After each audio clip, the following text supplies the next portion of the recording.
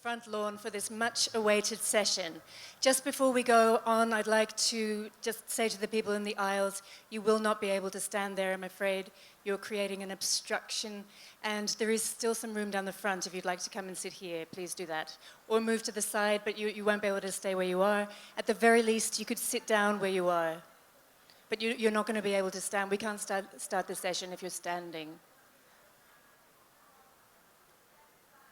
You can come and sit up the front here on the lawn. Thank you. Okay, and so we're ready for this session, Heads You Win, presented to you by Dainik Bahaskar. This session features Jeffrey Archer in conversation with Barkha Dutt. Barkha Dutt is an award-winning TV journalist, anchor, and columnist with more than 2 decades of reporting experience. She is India's only Emmy-nominated journalist, and she has been awarded the Padma Shri. Barkha is going to introduce Jeffrey Archer. Please join me in welcoming her to the stage. And once again, you will have to sit down in the aisle. We cannot proceed while you're standing up. Please sit down or come and sit at the front. Come and sit at the front or sit where you are.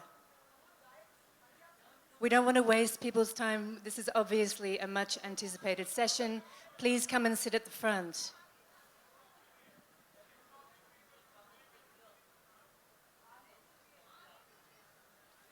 Come forward. Thank you.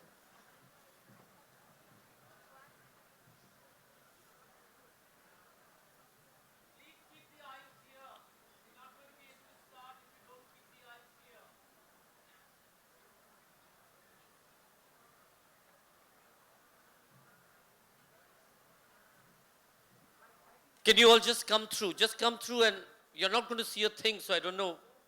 Come on. Please keep the aisles clear. This is absolutely...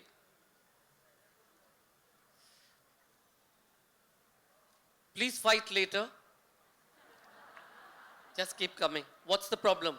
There's a reserved seat. Just... How will she get in here? Please sit down if that was your place. Keep coming. She's never going to get in here. Please keep... Security. Guys, just let everybody through.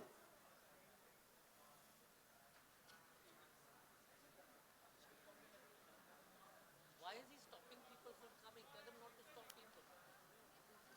Just come through. Just come through. Come on. Come to the sides. Keep the aisles clear. It's a festival of peace. Come on. We're supposed to all share and accommodate and love each other, not fight. When she comes, we'll find a place for her. Come on. Just while you're settling down, I will announce that Jeffrey Archer has said that he will sign books after the session. However, he will not sign with names, and he requests that you have your book open to the correct page. Now, once again, please join me in inviting to the stage Barkha Dutt to introduce the speaker, Jeffrey Archer. Hi, everyone. I'm going to make a last request for everybody to sit down because we cannot start till you do that. So help me here and sit down. Please, baith jaiye, sit down. Guys, sit down. We can't start if you don't sit down. Sit down. Please sit down. Okay. It is my great honor to introduce our next guest. And guess what? His books sell more in India than anywhere else in the world. Some of these titles, can any of you name them? Anyone? Kane and Abel? One more? Okay. These books have formed a huge part of so many of our early reading years especially. And our guest today has cult status in India. But he's also been a man of many parts, a millionaire author. He's been a politician. He's a renowned art collector. And he also wants to be the captain of the Indian cricket team. Please put your hands together to welcome the irreverent, fabulous, inimitable Jeffrey Archer.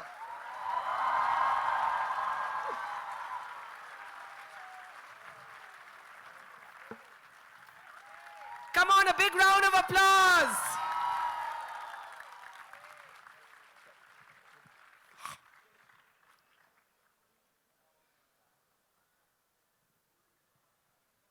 So, Jeffrey, I have to ask you this. Why do you think Indians love you so much? Do you know, I've never been able to answer that question. Never. It could be my love of cricket. Because I am the natural captain of the England cricket team. Just a pity at the moment that India is the best team in the world. Yeah. But you didn't choose Virat Kohli, you chose Rahul Dravid as your favorite cricketer. What's with that? My favorite cricketer of all time, All time. the Nawab of Patodi. Ah. We were at Oxford together, dear friend who died quite recently. And he was captain of Oxford when I was there. And I just admired his bravery and courage when he lost his eye to have gone on playing for his country. But I've lived through a great era. Gavaskar. I've lived through so many. VVS Laxman, Rahul Dravid, Sachin Tendulkar, and now Kohli and Pajora. It's been an amazing life. And by the way, you lot, I hate 2020 cricket. I will tolerate one-day cricket. Cricket is a test match. Cricket is VVS Laxman and Rahul Dravid surviving for a day against the Australians, turning the match and winning. That's what cricket is. So I can clearly see that I've started on a sticky wicket because now we have to get your attention back to your books. Yes. Here's the question. India's had a big impact on you. And I remember you once telling this fabulous story of your being, I think, in Bombay or Mumbai, and a street boy at the window yes. coming up to you and saying, hey, do you want the latest Jeffrey Archer? And you said what? I said, well, no. My latest book had come out, and I'd come over to India, and I got out of the car at the airport. I got in the car, and I was driving at the usual speed you do when you leave an Indian airport and you're going into town. And a little boy came up and he knocked on the window and he said, I wound the window down, and this little boy said, would you like the latest Jeffrey Archer? I said, I am the latest Jeffrey Archer.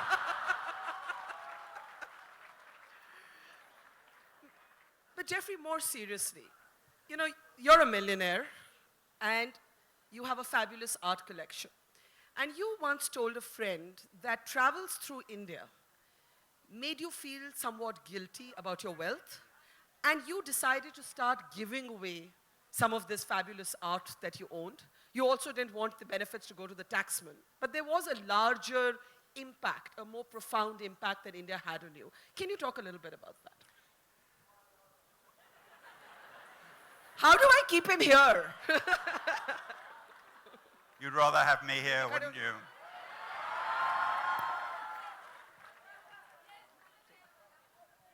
If I pull a I tell chair you what over I there, feel. he'll go into the crowd. I tell you what I feel. It particularly happens when you're traveling in from an airport. Because I'm very aware that the great strength of this country is education. The great strength of this country is how many clever young people there are who must be given the opportunity for a first-class education. And I looked out of the window once and I said to my driver, I said, look, there's Picasso. And they said, what do you mean? I said, no, look, there's Chopin.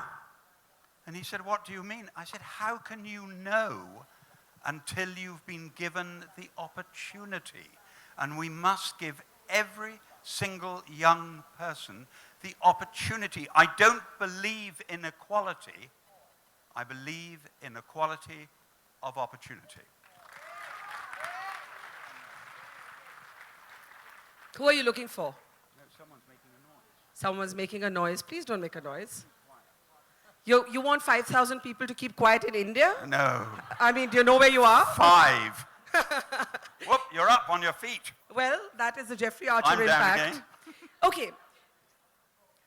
How much of your art, can we really keep it down, please, in that corner? Oh, it's the next hall. Okay. Don't worry about it. We can all hear you. Right. How much of your art have you actually given away already? Quite a lot. The trouble is I'm very, very old, and I'm coming to, dare I say it, the last part of my life. So I've decided I've been very privileged, very lucky, and I've started giving a lot away. My wife and I, Mary and I, have had very privileged lives. So it's time to give back. Why do you feel guilty about your wealth? Well, you've only got to travel in India to feel guilty about your wealth and feel guilty about how privileged and lucky you've been. I have been very privileged, very lucky. God gave me a simple gift.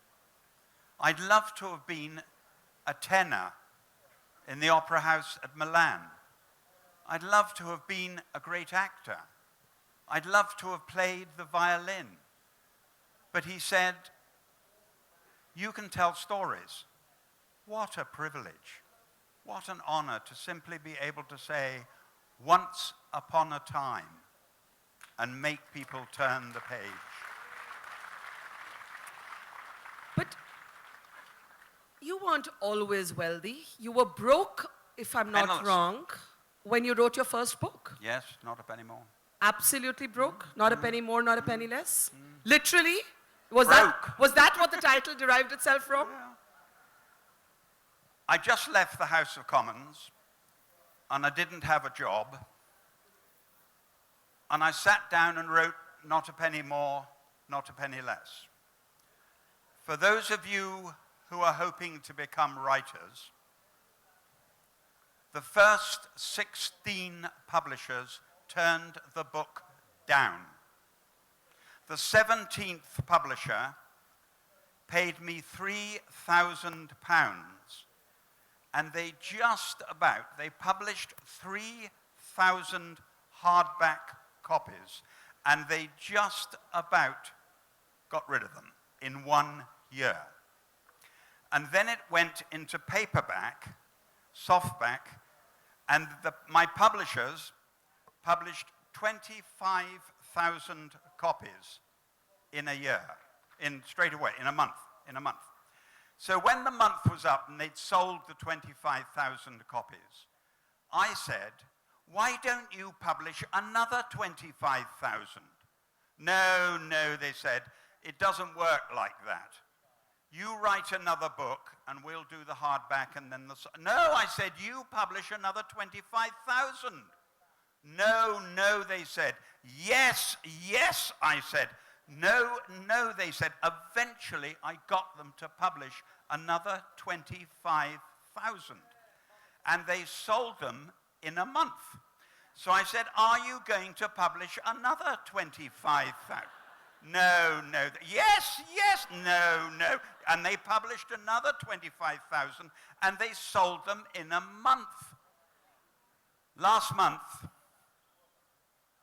I had to ring them to ask if they would publish 25,000 copies.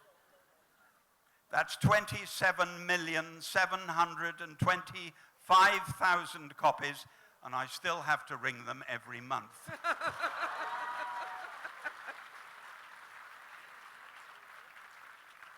But the real breakthrough came. Yeah, sorry, go ahead. The real breakthrough came when I sat down and wrote a book called Kane and Abel.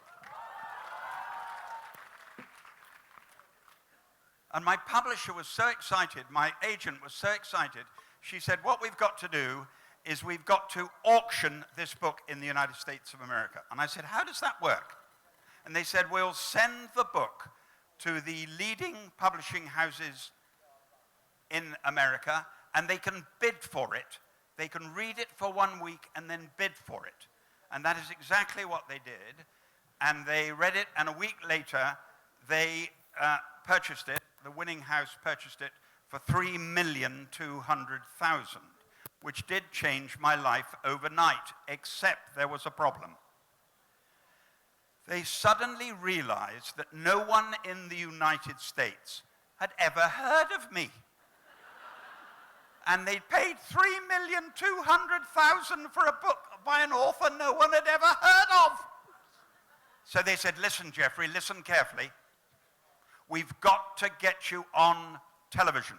We've got to get you on breakfast television so that if you get one of the top shows, they will hit 35 million people on one day. Fine, I said. He said, but they don't like novelists. They'd much rather have someone who'd written a cookbook. They'd much rather have someone who could tell you how to lose half a stone in 7 days. That's the sort, and if you could do a better sex life, Jeffrey, you'll be on tomorrow. No, I said, and so they were getting very worried. And here's the reason they were worried. Now concentrate, here's the reason they were worried. In the United States, the New York Times bestsellers list dictates everything. It has 1 to 15. If you get into it, they half the price of the book. So if it's a $20 book, it becomes a $10 book. If you don't get in 3 weeks, they send the bookshop send the book back to the publisher. So they're panicking and saying, we've got to get you into the bestsellers list. And then they rang up and they said, Jeffrey, all is well. You're on Good Morning America. You go on at 7:21. You're on for 6 minutes to 7:27, and you're sharing it with 2 other people. So you will only get 2 minutes. Please remember during that 2 minutes to say Kane and Abel as often as you possibly can.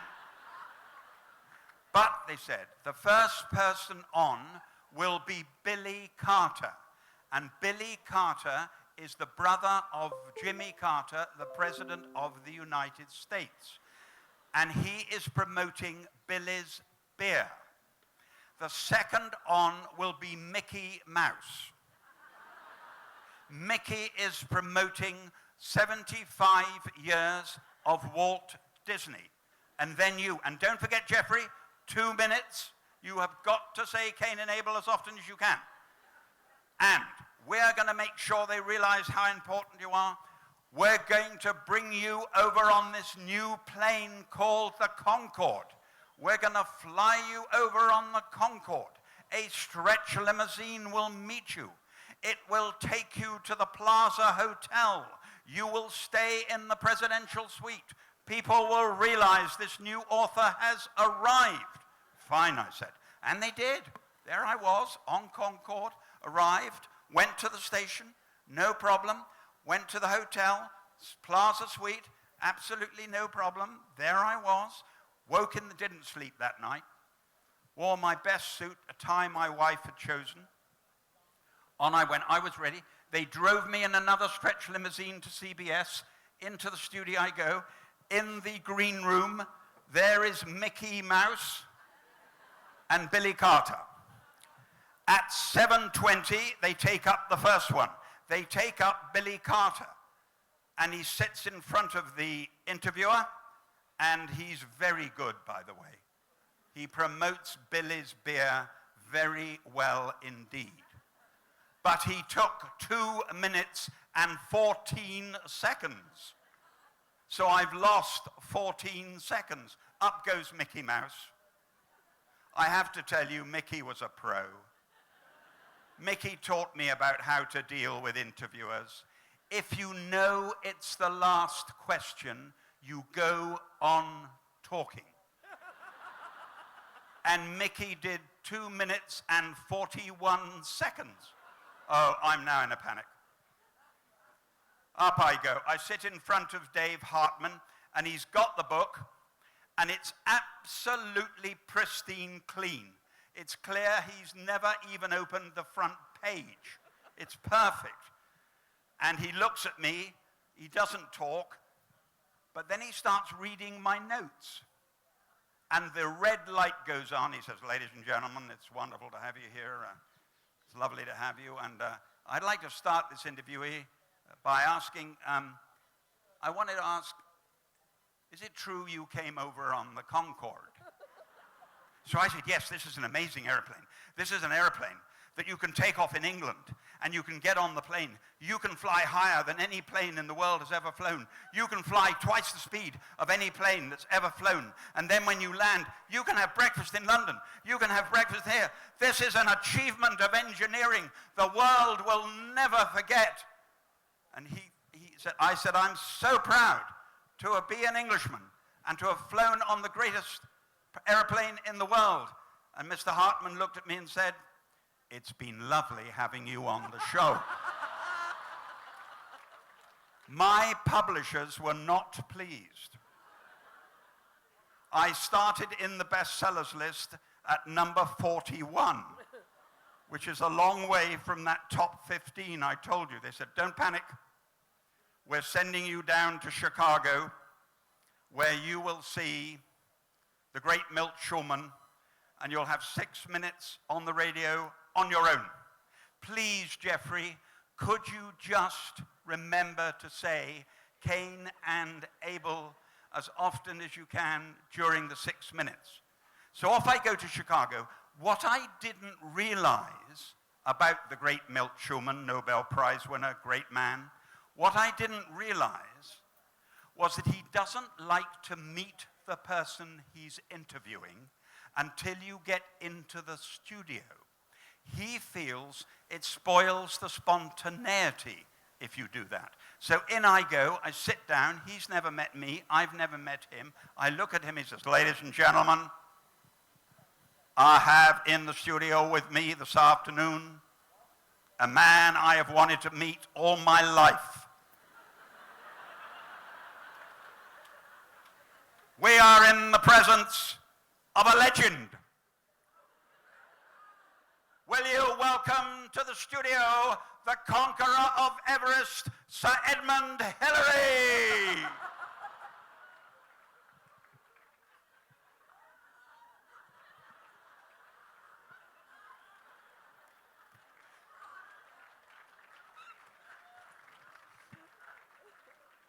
It didn't go well. I landed up at number 28 with 1 week to go. They were desperate. I wasn't getting anywhere. And then they got a call on the last Sunday. They said, Jeffrey, we've got you on the Larry King show. You will open the Larry King show. This is the good news. You will get 2 minutes all to yourself, opening the show, Larry King. Here is the bad news. It's a 30-minute show, and they're then immediately going to Paris because there's a big conference going on, and they're going to interview Henry Kissinger straight after you. Fine, I said. I'm ready. I got used to it by now. I'm there. I know about you lot. I'm up there. 2 minutes, I can do it. And I start, and he says, Larry says, it's been lovely to have you on the show, Jeffrey. Now, why don't you tell us what you do? I've just written a book called Kane and Abel. It's the story of two people, both born on the same day. One with everything, one with nothing. They only meet once in their life, but it changes their whole life. It's called Kane and Abel. I thought, yes, well done, you've got this mastered. And he said, yes, could you tell me a little bit about how you wrote it? And I'm looking at the clock, and I've already had 2 minutes. So I can see behind me, in the reflection, I can see they're trying to get in touch with Henry Kissinger. Everything broke down. I got 30 minutes of the Larry King show. They couldn't get through to Henry Kissinger. And the following week, the book went to #1 on the New York Times. Did you ever meet Henry Kissinger? Never. Why'd you? No. What would you say Yeah, to him Henry. if you did meet him? Like a thank you to Yeah. Henry Kissinger? Well, certainly Larry King changed my life in that sense. And therefore, I suppose, Mr. Kissinger, Dr. Henry Kissinger. Now, your story, with all its humor, does also indicate a never say die spirit. You don't give up easily, right? You had to keep trying. Like you said, n number of publishers rejected you. There were all these shows where Kane and Abel never got mentioned. And there have been other phases in your life, Jeffrey. You spent 2 years in jail, and yet it didn't break you. Share with our audience, in the toughest moment of your life, how do you not get broken? I think at the end, for anyone, we've all had setbacks. Every one of us here, something has gone badly wrong from which we've had to recover. It's how you recover and whether you're willing to go on fighting. That's what I think really matters. And I would say particularly to the young, you'll make mistakes. You'll make a fool of yourself. You'll get things wrong. Stand up and fight again, because it's the one who fights right the way through who actually wins. Now, before I become part of Jeffrey's next satirical act about questioners who ask about everything but the book, we have to talk about Heads You Win. It's already a book that's at the top of the bestsellers list, so you no longer have that problem. But this was a book that was actually inspired from Colin Powell's mother's life. And that's very interesting, and I'm sure the audience would love to hear more about that. Halfway through the Clifton Chronicles, I read a lot of non-fiction when I'm writing, just as a relaxation. And I was reading about the great Colin Powell, the American Secretary of State, who his mother left Jamaica with Colin and wasn't sure whether to go to Great Britain or whether to go to the United States. And I thought it would be fascinating to take that and make it a modern story and have a Russian having to escape from Russia in order to try and get somewhere. And the mother, a formidable woman, has to decide between Britain and the United States. And the reason it fascinated me was because I thought if Colin Powell had gone to Britain in those days, he would not have become an officer in the British Army. He would not have become the British Foreign Secretary. He could today. All of that has changed. We now have a Pakistani Home Secretary. We now have the Shadow Home Secretary is the first black woman ever to enter Parliament. So that has changed, and that is a good thing. But I was just fascinated by the idea of which country could change your whole life, and then made the decision to make him land in both countries and follow the two stories of Alexander, so that he's Alex in one country and Sasha, the more common name for Alexander, in the other country, and follow the two lives through and then try to bring them together at the end. That was the challenge, and in a way has been, from a writing point of view, the biggest challenge I've had in my life. And you're very kind to mention it, Barkha, very kind indeed. The book's now been #1 in your country for 11 weeks in a row, so I'm very grateful that the Indian people feel that it's this rather brave effort to do something completely different has worked. But I'll tell you now, no, I think I'll tell you at the end, when you decide the end is. I will not yet. tell you at the end what I'm going to do next. We're saving a lot of the best for last, but I was listening to the story of Heads You Win, and I was thinking I can picture it as a Bollywood film, and then I remembered that you're not always very pleased with our film industry. Well, they stole Kane and Abel, Bollywood stole Kane and Abel and made it under another title. They've stolen 3 of my books so far. So authors outside of India get quite cross when their stories are stolen. I mean, we're amused by the little boy who says, "Would you like the latest Jeffrey Archer?" But it isn't amusing when an Indian friend says, "I've just seen Kane and Abel on television. It's your story. They've just changed the title." And why did you never fight that or contest it? Or Well, I sought legal advice, and they said I'd never be able to win. Never. Don't bother, Jeffrey. Get on with the next book. And you had quite an acerbic description of it. You said Bollywood thinks copyright means? The right to copy. Okay, so now good one, yeah. He's full of many good ones. Shifting gear, you mentioned Colin Powell, and I was thinking of politics today. And you've actually been in politics in the Margaret Thatcher years. How was that experience for you? I mean, you know, when you look back at that time and you look at politics today, it's completely different in the way that we understand why people enter public service, what makes a politician, what makes a leader. Speak about you, the politician, and the Thatcher years. Well, in the case of Margaret Thatcher, of course, I had the privilege of working with her for 11 years. But you don't know at the time you're dealing with a giant. You only find out they're a giant years after. And the fact that she was the first woman prime minister made it a particular challenge. I think if she taught me anything, and indeed my wife, if she taught my wife and myself anything, it's the work ethic.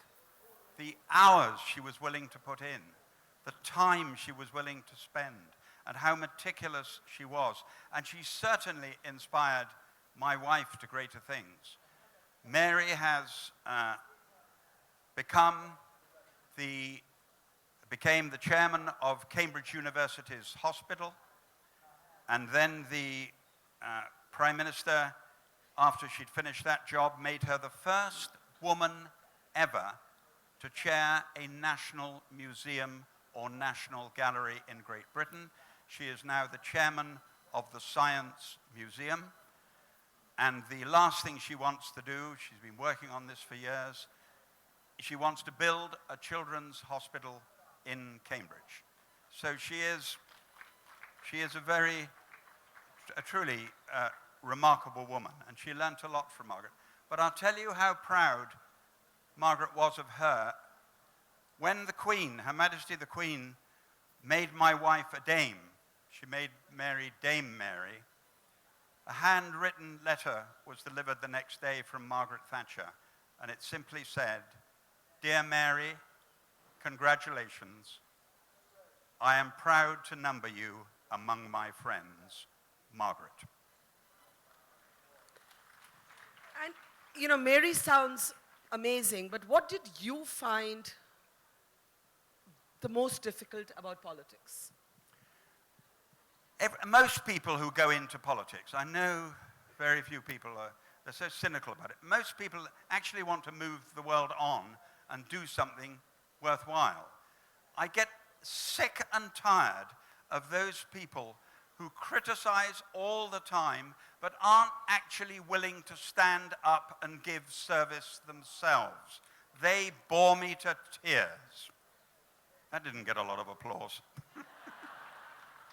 So I feel strongly that every country needs the very best people it can to run the country. A country is a great business empire, and who's ever running Great Britain Limited or India Limited should be the finest people you can get.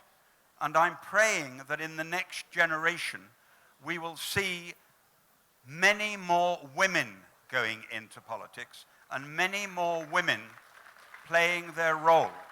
Because I've noticed over the past 20 years, women are playing a much bigger role. When I visit schools and universities, it's wonderful to see that half the graduates are women and half are men. I have long believed the next generation in this country belongs to its women.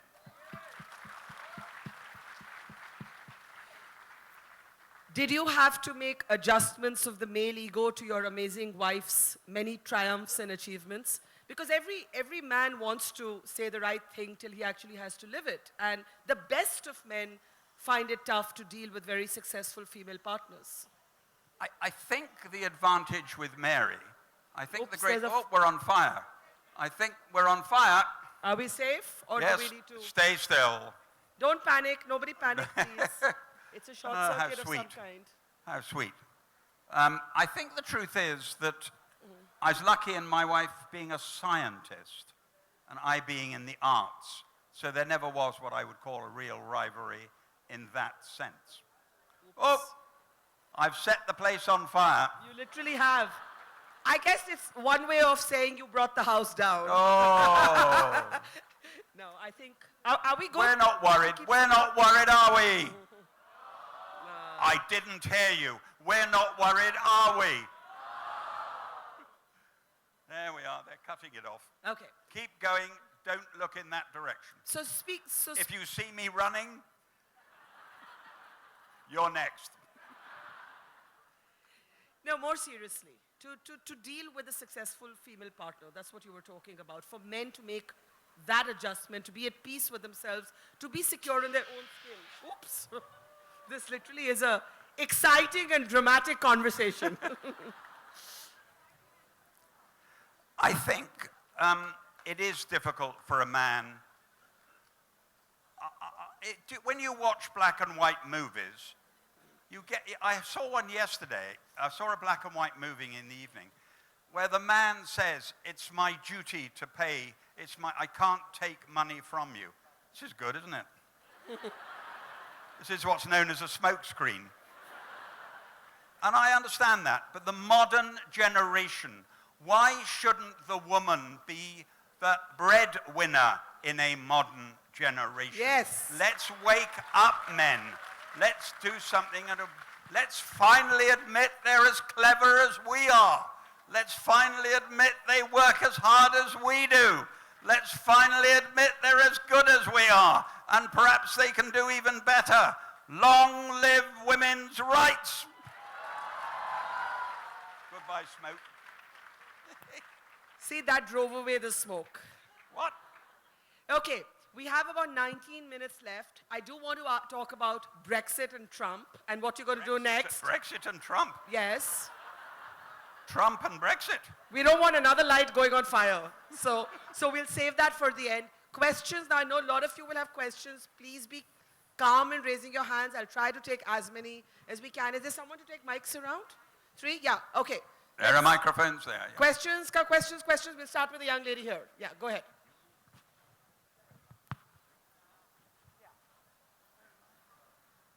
I'm here. Here we go. Who's first? There. Lady there. Hello. Hello. I'm a big fan. I'm a big fan. And your short stories are my daily dose of happiness. I want to know what inspired you to write the short stories and how related are they to your real life experiences? Yes, I agree that writing a short story is a very different challenge to writing a full-length novel. But I've worked out over the years that sometimes someone tells you a wonderful story and you think, gosh, I could use that, but it's only worth 20 pages. And sometimes it's worth a whole novel, but that's very, very rare. May I give you an example? I wrote a short story called The Queen's Birthday Telegram, and I picked it up in Australia. I picked up the story in Australia. It's the story of a man who became 100 years old and got a telegram from the Queen congratulating him on being 100. But he was determined to live to 104 so that he could see his wife get a telegram. But it didn't come. He lived to 104 and she didn't get the telegram. So when she was out for the day, he rang Buckingham Palace. He said, "I'm not ringing to complain, but I'm just heartbroken that I got this wonderful telegram from the Queen and you didn't get any telegram. My wife didn't get her telegram." And the man said, we'll just go and look it up on the computer. We'll press all the buttons. I'm very sorry to tell you, sir, she did get it. She got it 6 years ago. Now, you see, that is not a full-length story, but it's a lovely little gem about a woman cheating a man yet again. You just said long live women's rights. This is what they always do. Okay, next question here, ma'am. Hi, Jeffrey. Thank you, both of you, for setting the house on Just fire. hold it like this. Yeah. I just need to ask you a question in 2 parts. Number 1, whose idea was it to keep readers dangling for 1 year after every bestseller and force them to buy the sequel? Number 2, I hope Guilty. I hope you don't plan to pop off before you do the sequel to Heads You Win. No sequel. There'll be no sequel. That'll be the last question, which not this. When I get to the end, I'll tell. Okay. No, the answer to your question is my agent. When I wrote "Only Time Will Tell," the first of the 7 books, I had an ending, as you know, where he was arrested, and I didn't tell you what happened. And my agent said, "They're not going to like that, Jeffrey." And I said, "Yes, but they are going to buy the next book." Okay, next question. Yes, the young lady there. Just stand up. Yep, you're there. So easily. Hold it like this. My favorite one of your novels is the Prodigal Daughters. And I was wondering what the genesis of that character was. And did you know about her story when you were writing Kane and Abel? Yes, I kind of fell in love with Florentina in Kane and Abel. And I thought, I want to take this amazing woman on. I want her to be the first woman president of the United States. I wrote that 40 years ago, and they still haven't had a woman president of the United States. You've had a woman prime minister. We've had 2 women prime ministers. The Americans, it's time you woke up, America. Okay. Good afternoon, sir.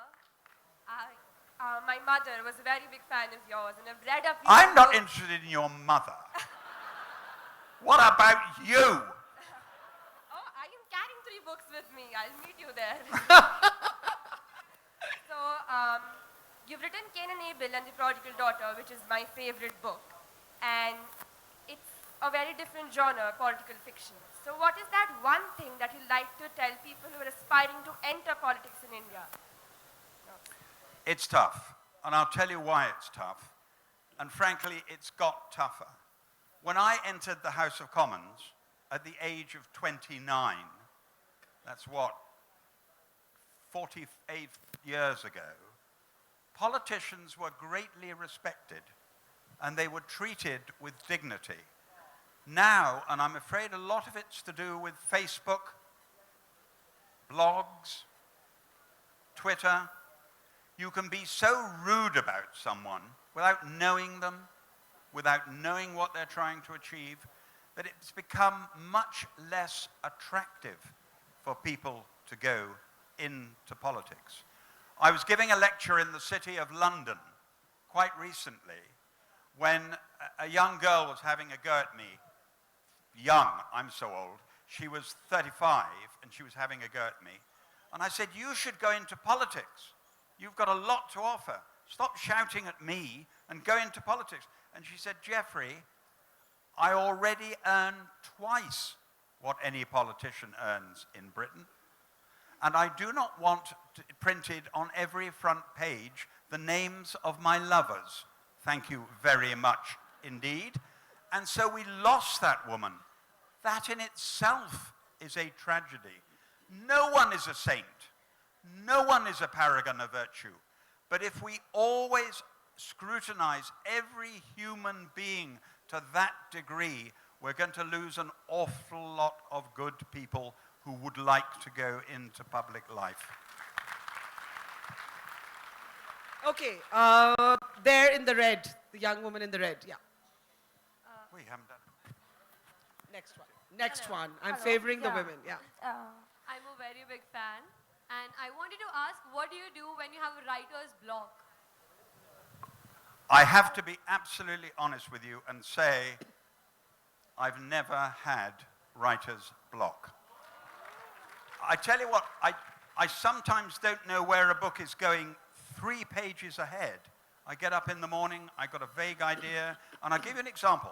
For those of you who've read the Clifton Chronicles, you'll remember the wicked Lady Virginia. I had decided when she went to court to defend herself in a libel case, I would finish her off. She would be done. We'd get rid of Lady Virginia. I had this top lawyer. So I wrote the first question that morning, and Lady Virginia just swapped it like that. And my pen was moving. So I got him to ask another tough question, and she just swapped it like that. I hadn't planned that morning. My plan was to get rid of her. She got rid of the lawyer. So I never know where I'm going. So writer's block hasn't happened yet, thank heavens. And the process of writing might interest you, because it would be different for every one of you. I rise at 6 o'clock in the morning. I work from 6 to 8. I take a 2-hour break. I work from 10 till 12. I take a 2-hour break. I work from 2 till 4. I take a 2-hour break. I work from 6 to 8 in the evening. Light supper, in bed by 10. A first draft will take 50 days, and that is the first draft. Every word handwritten. This book here, Heads You Win, is the 16th draft. I don't mind people saying they don't like it, but I don't need anyone to say I didn't try hard enough. So I work like a slave, but so far, no writer's block. But I have named my home in Mallorca, where I write, I have named it Writer's Block. Okay, the young man there. yeah. Man there in the blue. Just pass him the mic. Just pass it to him. Hello, sir. Sir, My question is to you is there a difference between someone who writes or someone who is a writer, or there is no difference at all? Like everyone who writes is a writer. it's a very fair question, because you see, I don't think I am a writer. I think I'm a storyteller. And I think there's a big difference. Anyone who's had a good education, anyone who has read regularly, they can write. That's a skill, and they'll do it, even in their job. But it's a totally different thing to be able to tell a tale, to be able to make you turn the page. I believe that's a God-given gift. Writers, to a penny. Storytellers, born, and in my case, very lucky indeed. Jeffrey, Yes, here. Jeffrey, the question to you is here. Here. Down below. Down below where you should be. Who is your favorite author and why? Who is my favorite author? It's always a tricky one, this, because I discovered my favorite author. You're leaving, are you? Bored, or you've got something better to go to? Bye! I discovered my favorite author. That'll keep the rest of you in your place.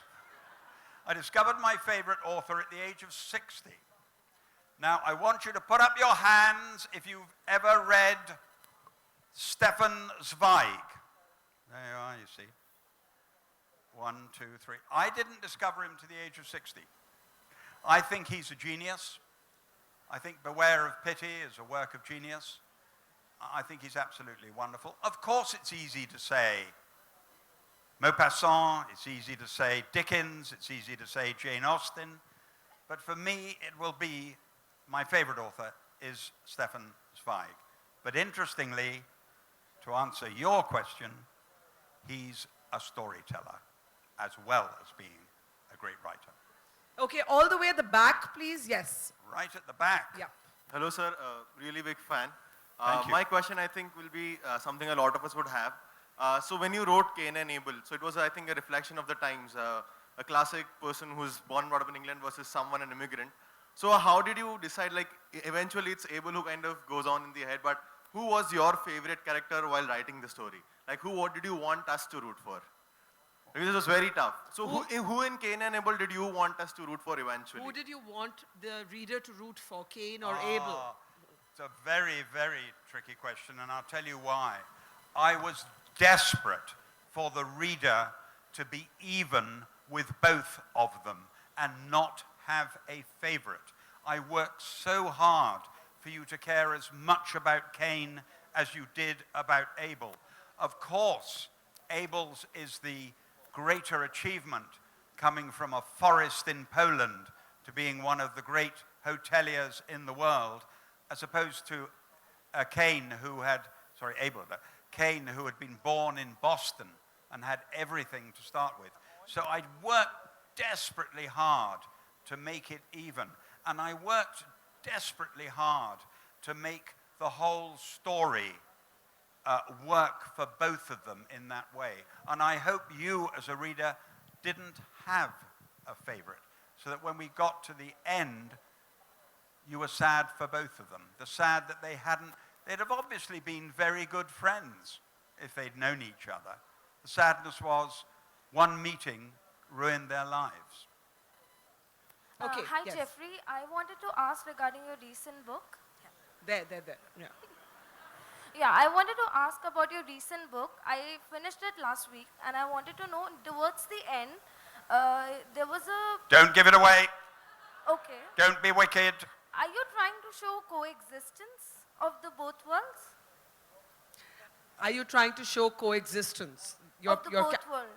Your And I wa- characters take two different parts. Yes. Are And I you trying wanted to to show... I was actually more interested Take in one any question. one of you. I was more interested in any one of you.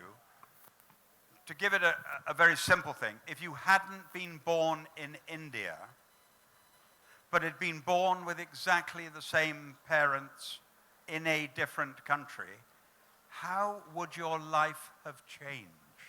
Same person. Does the environment around you govern what happens to your whole life?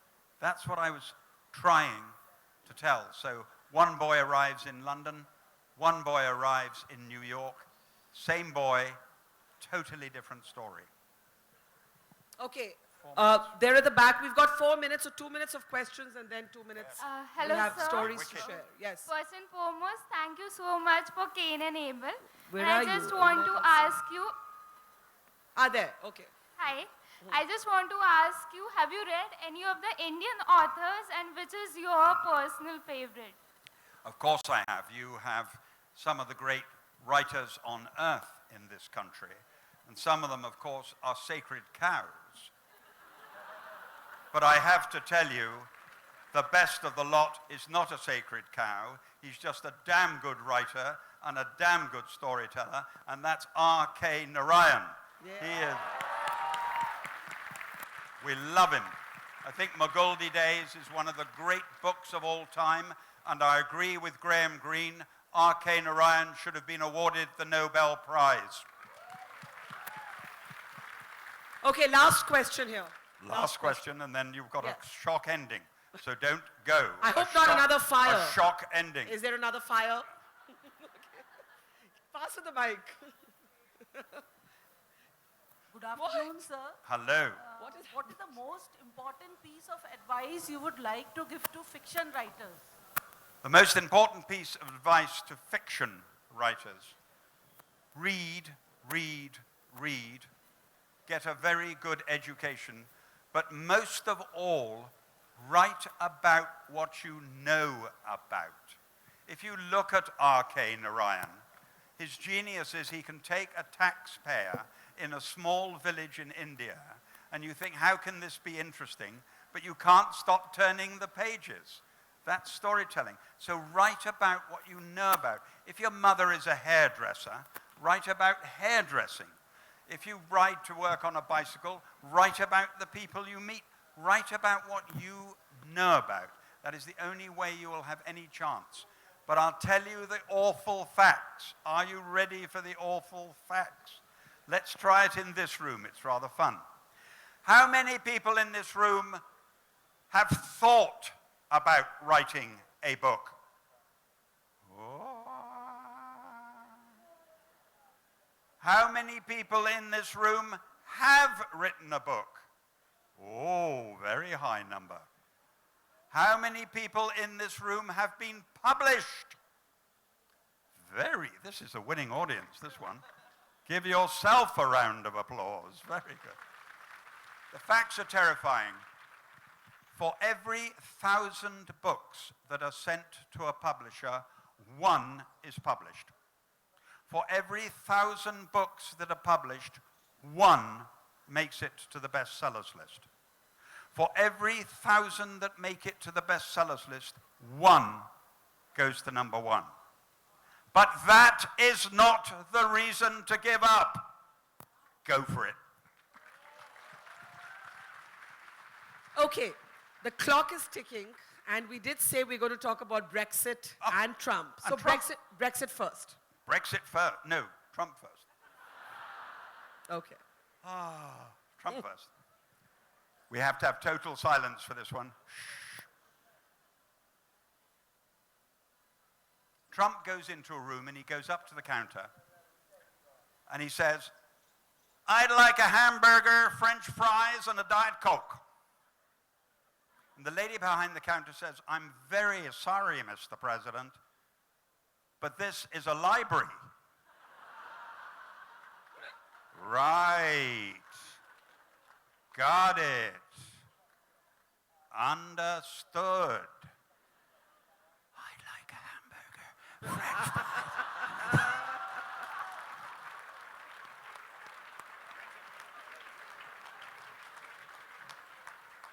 What's going to happen to Theresa May? Brexit. What? What's going to happen to Theresa May? My Brexit story. Are you ready for my Brexit story? Yes. In the House of Lords, we have to read all the legislation that comes from Europe if it's to become part of the British Parliament. And I got very annoyed recently when a piece of legislation came through from Europe telling us how many condoms we should have in a packet. The Greeks wanted 6. Monday, Tuesday, Wednesday, Thursday, Friday, Saturday, never on Sunday. The French wanted 7. Monday, Tuesday, Wednesday, Thursday, Friday, Saturday, Sunday. The Italians wanted 9. Monday, Tuesday, Wednesday, Thursday, Friday, twice on Saturday, twice on Sunday.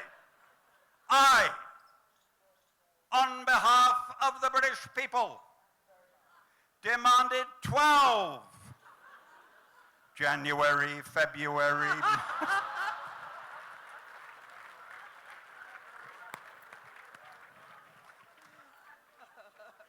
Can I end by telling you what I'm going to do next?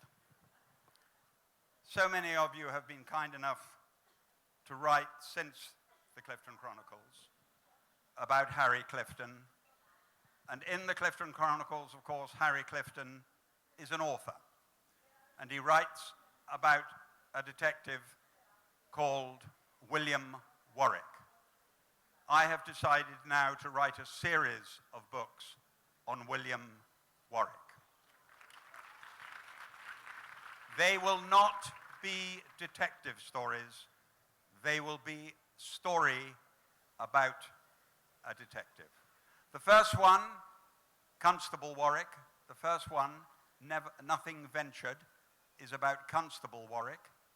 And I'm going to take him through from being a constable, if I live long enough, right the way through to becoming the Commissioner of the Metropolitan Police. So I know what I'm doing for the next 7 years. Thanks for the music. I know what I'm doing for the next 7 years. So may I end by saying, what a privilege, what an honor to have a turnout like this. Someone yesterday, at one of the functions I was at, said, do you ever get fed up with them, the photographs, the autographs stopping you in the street?